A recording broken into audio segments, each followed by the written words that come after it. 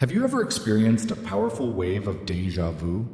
That unshakable, illogical feeling that you have lived this exact moment before? Or perhaps you've experienced the opposite, a glitch, where you lose your keys, search the entire room, and then find them sitting in the exact place you looked first. We are trained to dismiss these moments. We call them tricks of the mind, lapses in memory, simple coincidences. But what if they aren't? What if these glitches are exactly what they feel like? Momentary flaws in the code, buffers in the program, tears in the fabric of our reality. This is not just a late-night dorm room question. It is perhaps the most profound and unsettling question of the 21st century. Are we real, or are we living inside an advanced simulation? In 2003, a philosopher at Oxford University named Nick Bostrom published a paper that fundamentally changed this debate. He moved it from science fiction to statistical probability. He called it the simulation argument, and it presents us with a trilemma, three possibilities, one of which, he argues, must be true. Possibility 1. Civilizations at our stage of technological development almost always destroy themselves before they can reach a post-human stage, a stage where they would possess the computational power to run ancestor simulations. We wipe ourselves out with nuclear war, climate change, or an engineered pandemic. Possibility 2. Civilizations do reach this post-human stage, but for some reason, they lose all interest in running simulations of their ancestors. Perhaps it's an ethical taboo. Perhaps it's just boring to them. Possibility 3. If possibilities 1 and 2 are false, then an advanced civilization has reached this stage. They're running simulations, and they're likely running billions of them. Bostrom's logic is cold. If you believe that humanity won't self-destruct, that hash 1 is false, and you believe that we would be interested in running such simulations, that hash 2 is false. Then you are left with an almost statistical certainty that you are living in one, not in the one original base reality, but in one of the countless copies. For decades, the biggest shield against this idea was simple logistics, the processor problem. How could any computer possibly simulate an entire universe? Think of the data. You would have to simulate trillions of galaxies down to the quantum behavior of every single particle within them. A conventional computer, using simple bits of 1s and 0s, would require more matter and energy than the known universe contains just to store the information, let alone process it. But this argument is based on the computers we know. We have recently discovered an entirely new form of computation, quantum computing. A classical bit is either a 1 or a 0, but a qubit in a quantum computer exists in superposition. It can be both 1 and 0 at the exact same time. Through the mystery of entanglement, qubits can be linked, allowing a quantum computer to perform an exponential number of calculations simultaneously. This technology, still in its infancy for us, changes the entire equation. A sufficiently advanced quantum computer wouldn't just calculate one outcome, it could potentially run countless parallel universes at once. The very technology that seems impossible and magic to us might be the exact technology that is being used to run us. If a quantum computer is the processor, then our first major clue that we're inside one comes from the strangest, most foundational rule in all of science: the observer effect. It's best demonstrated by the famous double-slit experiment. If you shoot a particle, like an electron, at a screen with 2 slits, it behaves like a wave. It doesn't go through one slit or the other. It goes through both slits at the same time, interfering with itself to create a pattern of many stripes on the other side. But here's the part that has baffled physicists for a century. If you place a detector at the slits to observe which one the particle goes through, it instantly stops being a wave. It collapses its wave function and chooses one path, behaving like a solid, predictable particle. Think about what this means. The very act of looking at reality changes what reality is. A particle's properties are not set until a conscious observer measures them. Why?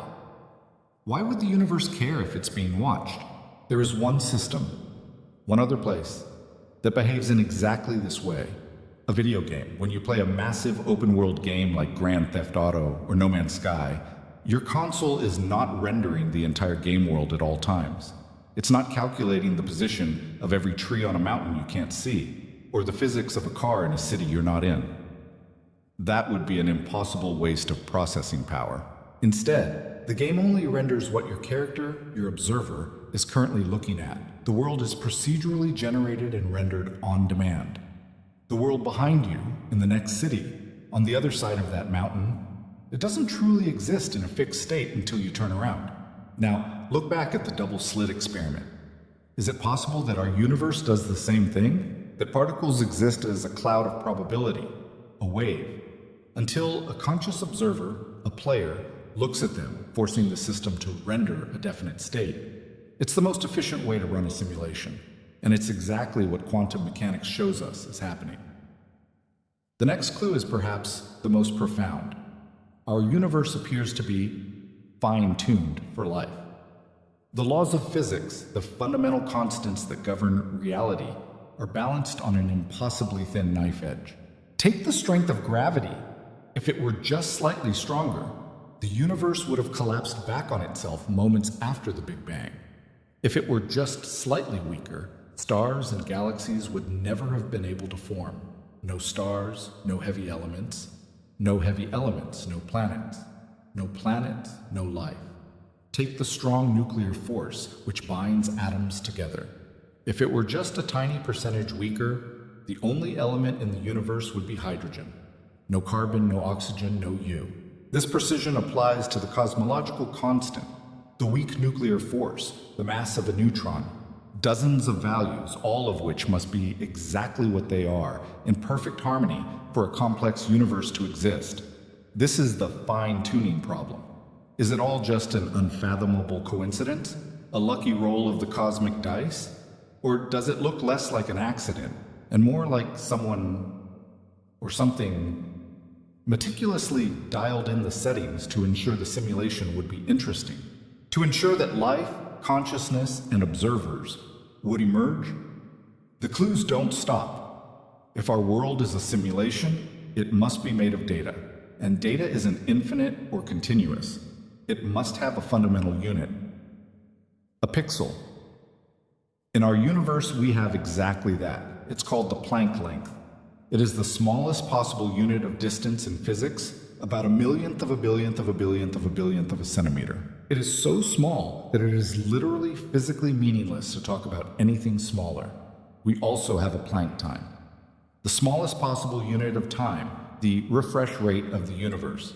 If reality were truly real, continuous, and analog, why would there be a smallest possible pixel? Why would there be a minimum frame rate? This granularity of space and time is a powerful hint. It suggests that, at the most fundamental level, our universe is digitized. We're not living in a smooth analog world.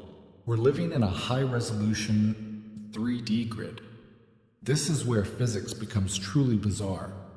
One of the most perplexing discoveries in modern cosmology is the holographic principle. It's a complex idea, born from the study of black holes. In short, when a black hole swallows an object, the information of that object, its mass, spin, composition, isn't destroyed. That would violate the laws of physics. Instead, that information appears to be smeared and stored on the 2D surface of the black hole's event horizon. The 3D object becomes encoded in a 2D space. Physicists like Gerard 't Hooft and Leonard Susskind extrapolated this. What if this isn't just true for black holes, but for the entire universe? The holographic principle suggests that our entire three-dimensional reality, everything you see, feel, and touch, might be nothing more than a projection of information stored on a vast two-dimensional surface at the very edge of the cosmos, like a hologram. If this principle is correct, it means that at its core, our universe is not made of matter or energy, it's made of information. And what is a reality made entirely of information projected from a source code? We have a word for that, a simulation. If we are living in a piece of software, it's bound to have bugs. Or perhaps updates. This brings us to one of the strangest modern cultural phenomena, the Mandela effect. This is the term for a shared collective false memory. Thousands, even millions, of people who distinctly remember Nelson Mandela dying in prison in the 1980s. Even though he was famously released, became president of South Africa, and died in 2013. Millions remember the children's book series as the Berenstain Bears. But if you look today, the name has always been Berenstain. People quote Darth Vader as saying, "Luke, I am your father," but the actual line is, "No, I am your father." Are these just simple, widespread misrememberings? Or are they evidence of a software patch? A tiny rewrite of the code? Are we spotting moments where the programmers changed a line of history, but the old data wasn't fully wiped from our cache? In this view, our reality isn't just running, it's being actively updated. Now, we must be scientific. A good theory must be testable, and it must be simpler than the alternatives. The biggest counterargument is Occam's razor. The simplest explanation is usually the correct one. Isn't it just simpler to believe that this reality is just real? That we are using the simulation as a modern god of the gaps to explain quantum physics we just don't understand yet? It's a valid critique, but what if we could test it? In 2012, a team of physicists, including Silas Bean and Zoe Davudi, proposed a method. Their logic: if we are living in a simulation, it must be running on a grid, a lattice, like the Planck-length pixels we discussed. This grid, no matter how fine, would not be perfectly continuous. They proposed that this grain of space-time would affect how high-energy particles travel, specifically high-energy cosmic rays. There would be a maximum energy limit, and they wouldn't travel equally in all directions. They would show a preference following the lines of the grid. In 2017, they analyzed cosmic ray data. The results? So far, they are inconclusive but consistent with the idea of a grid. The test hasn't proven us wrong. The search is still on. This all leads to the final, most terrifying question. If we are in a simulation, who or what hit run? The theories are chilling. 1. The ancestor simulation. That we are simply a historical reenactment being run by our own far future human descendants, perhaps to study how they came to be. We are a living history book. 2. We are the creation of a vastly superior alien intelligence, a cosmic ant farm, a science experiment for a being we can't even comprehend. But the third possibility is the most unsettling, that we were created by an artificial intelligence, a super AI that, having long surpassed its own biological creators, is now running countless simulations of its own. Perhaps it's testing variables. Perhaps it's looking for an answer to a question we don't know how to ask. Or perhaps it's just lonely. What does this mean for us, for our lives? If this is a simulation, what happens to free will? Are your choices truly yours?